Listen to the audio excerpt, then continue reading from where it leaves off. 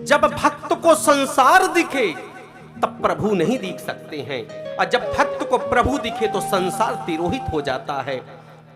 मौलवी जी रास्ते में नमाज को अदा कर रहे थे, अपनी चद्दर को बिछा करके।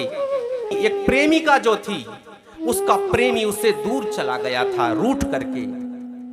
वो प्रेमिका जो है प्रेमी के प्रेम में विह्वल होकर के दौड़ने लगी, पागल हो गई कि हाय मेरा प्रेमी कहां मुझे छोड़ करके चला गया।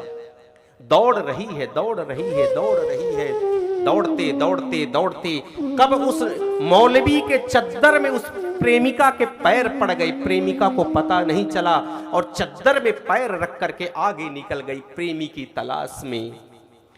वो प्रेमिका तो निकल गई, उसका पति नहीं मिला, उसका जो प्रेमी था नहीं मिला।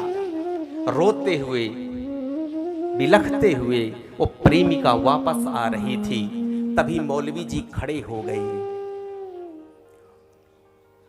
उस प्रेमिका से मौलवी जी ने कहा कि पगली, तुम्हें ये भी पता नहीं, तुम इतनी बिह्वल थी, इतनी पागल थी कि जब कोई मौलवी नमाज अदा कर रहा हो उस समय उसके चद्दर पे पैर नहीं रखते।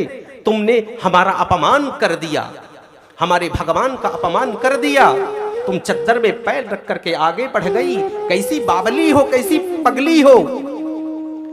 अब जो प्रेमिका ने उत्तर दिया उस मौलवी को, ये आप में क्रांति ला देगा, ये शब्द परिवर्तित कर देगा, दिशा और दशा को बदल देगा। प्रेमिका ने कहा, मौलवी जी मैं संसारी लड़की हूं, मैं इसी संसार की लड़की हूं।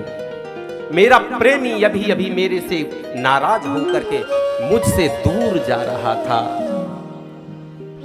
और मैं प्रेम में विह्वल हो गई, पागल हो गई और उसके पीछे पीछे दौड़ रही थी। मुझे कुछ न चद्दर दिखाई दिया, न संसार दिखाई दिया, मुझे तो प्रेमी दिखाई दे रहा था। मैं दौड़ी जा रही थी।